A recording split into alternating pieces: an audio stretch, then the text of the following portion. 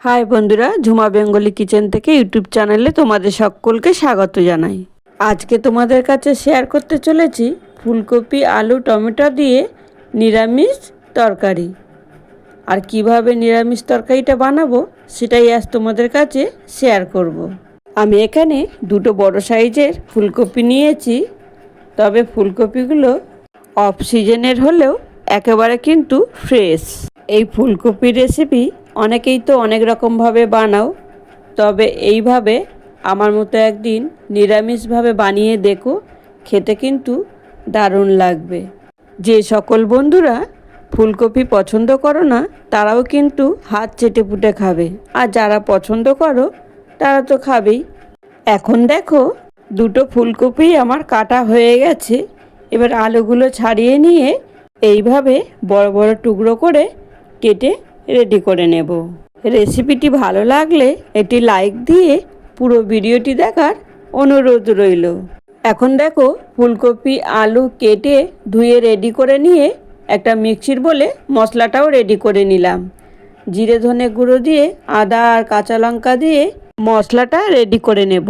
অন্যদিকে গ্যাসের flame on করে কড়াই বসিয়ে দিয়ে কড়াইয়ের তেল গরম হয়ে গেছে, ফুলকপিগুলো দিয়ে ঢেকে দিলাম।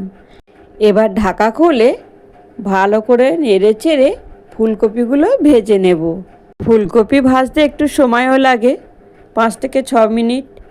এখন ভালো করে নেড়ে চেড়ে নিয়ে আবারও একটু ঢাকা দিয়ে দেব।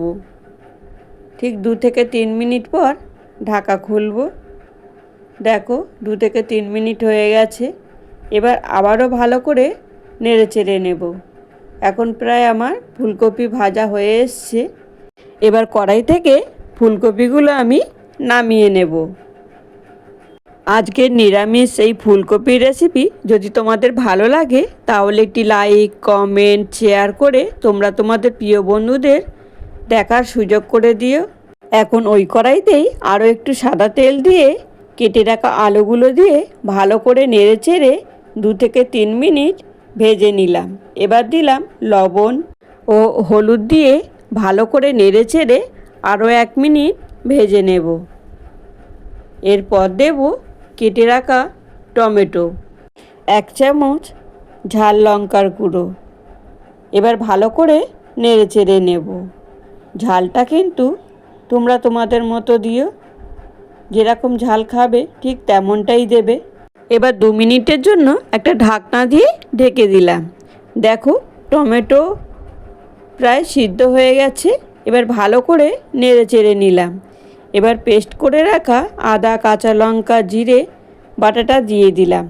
এবার মিক্সি বাটিটা ধুয়ে একটু জলও দিলাম। এবার ভালো করে নেড়ে চেড়ে নিয়ে আবারও একটা ঢাকনা দিয়ে 3 থেকে 4 মিনিটের জন্য ঢেকে দিলাম। এখন দেখো মশলা প্রায় আমার কষানো হয়ে গেছে, আর মশলা থেকে তেলও ছেড়ে দিয়েছে। এবার আমি ভালো করে মশলাটা কষিয়ে নিয়েছি। এখন জলটা আমি দিয়ে দিলাম। জলটা তোমরা তোমাদের প্রয়োজন মতো দিও, ঠিক যেমনটা ঝোল রাখবে তেমনটাই জল দেবে। আমি এখানে ভাত রুটি পরোটা এসবের সঙ্গে যাতে খাওয়া যেতে পারে সেই মতোই জলটা দিয়েছি, কারণ বেশি ঝোল হবে না। দেখো ঝোল ফুটে আলু প্রায় সিদ্ধ হয়ে গেছে, আর এই সময় ফুলকপিগুলো আমি দিয়ে দিলাম। দিয়ে এবার ভালো করে নেড়ে চেড়ে আবারও একটা ঢাকনা দিয়ে ঢেকে দিলাম। আবারও ফিরে আসলাম। দেখো ঝোল প্রায় শুকিয়ে গেছে। এবার একটু চিনি আমি দিয়ে দিলাম। চিনিটা দিলে স্বাদের ব্যালেন্সটা হয় দারুণ।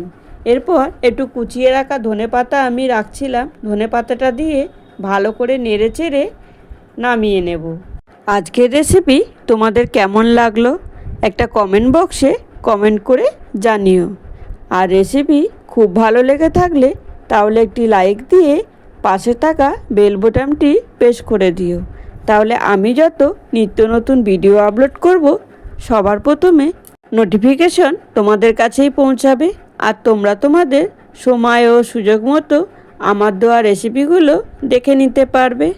যে সকল বন্ধুরা আমার এই ভিডিওটি দেখছো অথচ এখনও পর্যন্ত একটি লাইক দাওনি, সেই সব সকল বন্ধুদের বলবো একটি লাইক দিয়ে পাশে থাকার অনুরোধ রইল। আর যদি কোনো নতুন বন্ধু হয়ে থেকো তাহলে বলবো আমার এই চ্যানেলটিকে সাবস্ক্রাইব করে পাশে থাকার অনুরোধ রইল। আজকের ভিডিওটা এখানেই শেষ করলাম। ফিরে আসছি আবারও নতুন কোনো রেসিপি নিয়ে। এখন সকলে সুস্থ থেকো, ভালো থেকো।